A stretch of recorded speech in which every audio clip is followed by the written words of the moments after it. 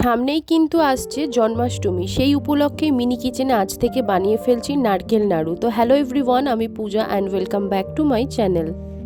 তো আমার এই ছোট্ট মিনি কিচেনে কিন্তু আমি নারকেল নাড়ুর ফুল রেসিপিটা তোমাদের সাথে শেয়ার করব। তো তার জন্য দেখো, এখানে আমি একটা নারকেল প্রথমে ভালো করে কুড়ে নিয়ে নারকেলটা কড়াইয়ের মধ্যে রেখে তার মধ্যে চিনি দিয়ে দেব কিন্তু সামান্য একটুখানি জল।